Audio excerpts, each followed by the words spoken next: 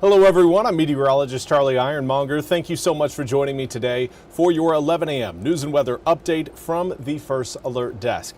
Now again, we've got the latest from NBC News regarding the Nancy Guthrie missing persons case in Arizona. NBC's Liz Kreutz has more from Tucson.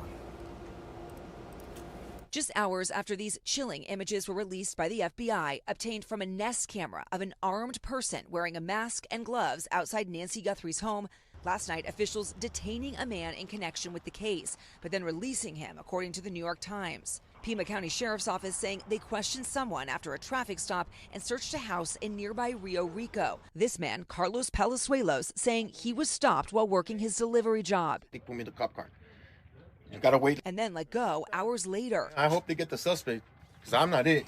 Saying in another interview that it's possible he delivered packages to Nancy Guthrie's address, but he didn't know her. The sheriff's office not commenting, saying only that investigators completed their search of a property and the investigation is ongoing. The agonizing search entering its 11th day, with officials now hoping for leads from that newly released footage, which shows the subject tampering with Nancy's doorbell camera, at one point covering it with plants from her yard. Savannah reposting the video on Instagram, writing, "Someone out there recognizes this person.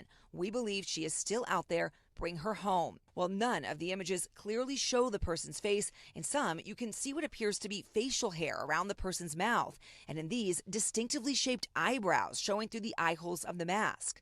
A handgun can be seen here in a waist holster. The person also wearing gloves and carrying a backpack. Until now, investigators had not been able to retrieve any footage from Nancy's home.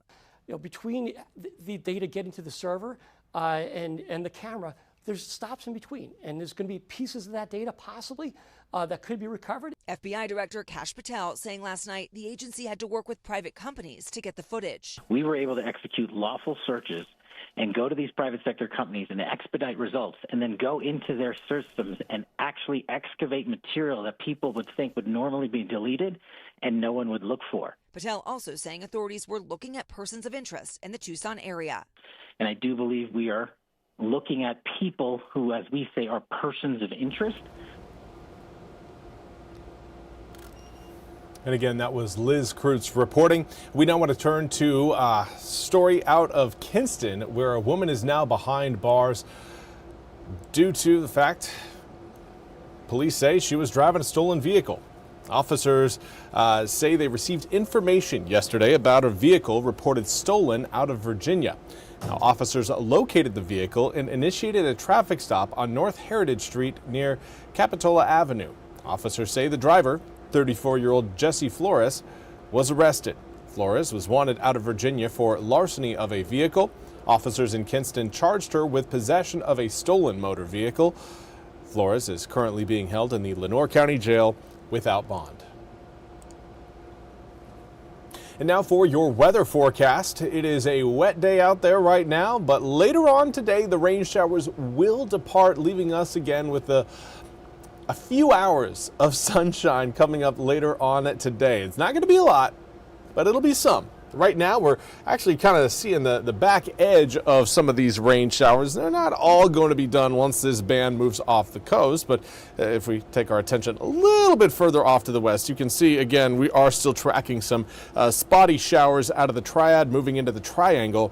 So for us, again, may still see some lingering spot showers as we head towards 2, 3, and 4 p.m. today. But again, right now, this is kind of the most widespread and the heaviest of the rain that we are going to be seeing for today. Right now, we're kind of seeing a break in those showers across Sampson, northwestern Duplin County, and then across Wayne County.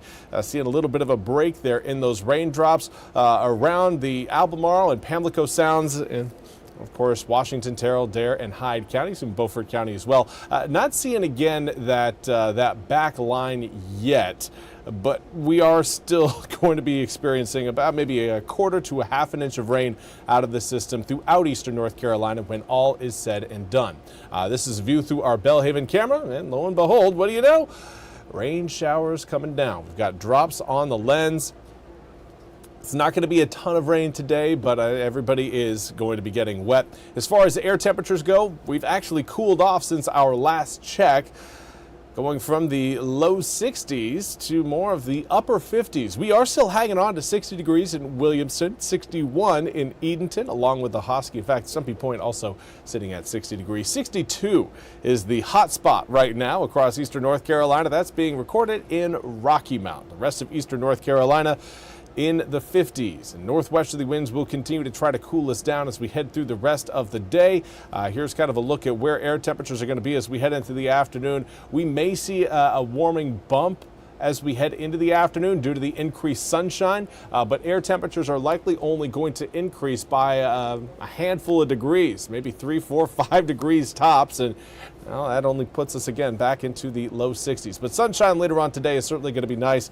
Overnight tonight, air temperatures dropping quickly, going to be cooling off by about 10 degrees from today into tomorrow, and that cool off really happens overnight tonight into tomorrow morning. So let's take a look at exactly when those drops are going to be out of the east. I think as we head towards 3, 4, and 5 p.m.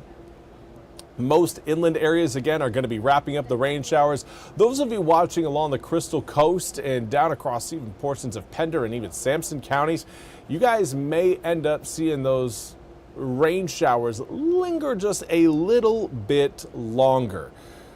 Regardless, again, everybody looking sunny and dry coming up for your Thursday. There will be a few clouds passing by, but certainly nothing that is going to give us any sort of rain showers. Friday also looking like a partly to mostly sunny day. So here's a look at what we've got coming up for tomorrow morning. Starting out again in the 30s, mid-30s by 7 a.m. Northwesterly winds will blow in early on in the morning at around 4 to 8 miles an hour. That wind speed could increase to around maybe 5 to 10, 6 to 12 miles an hour in the afternoon, but certainly not a windy day. There will be a breeze present though. Low 50s for tomorrow afternoon, and then we get down even cooler coming up on Friday as that area of high pressure you're seeing there back towards Tennessee, that's going to continue to force cold air over eastern North Carolina due to its rotation and position. High pressure systems rotate clockwise. So long as that high is off to our west, it will encourage more of a breeze out of the north.